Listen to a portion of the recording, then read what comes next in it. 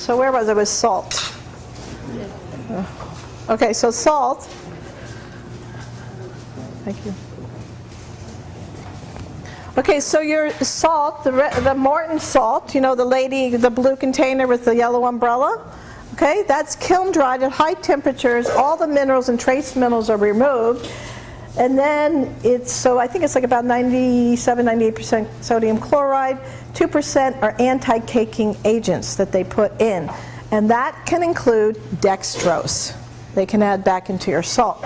So, salt, you should not be able to do this to it. Okay? You shouldn't be able to pour it. In all the European kitchens, they have like a box or like a container of salt right next to the stove, and they do this. Okay? And the salt is it's used in cooking. So it's not like they cook the food without salt and then they sit down at the table and pour a lot of salt in their food.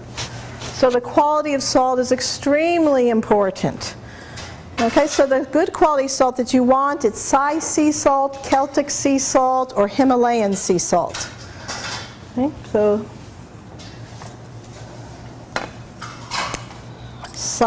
sea salt.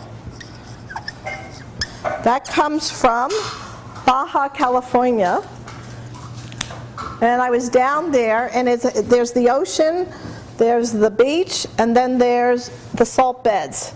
And they have these beds, and they have the salt with the water evaporates, and then they chip away at the crystals of the salt, and that's how they get this. The farmers are paid $1 a day to get this. And this was $8 to $10 a bag, I believe, to buy this size sea salt.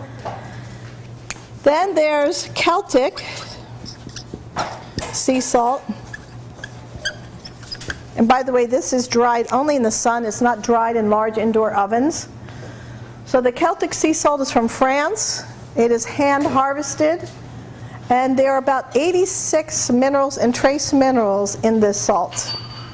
And this is another thing that, as I mentioned, Weston Price found people have 4 times the minerals and trace minerals in their diets than we have today.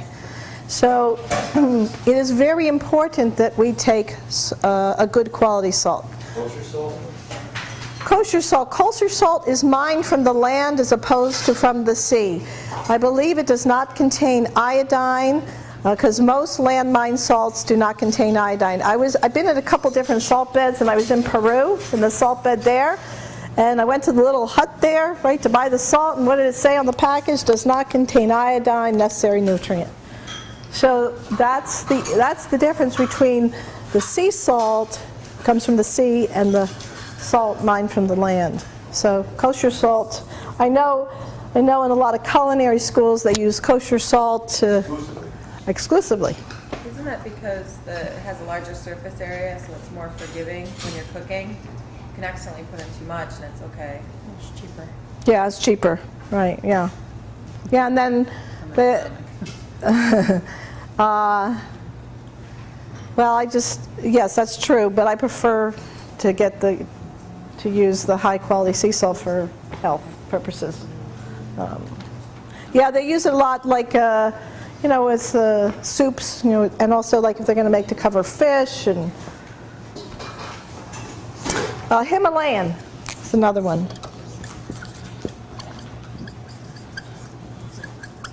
And that's your pink salt. That comes from the Himalayan mountains.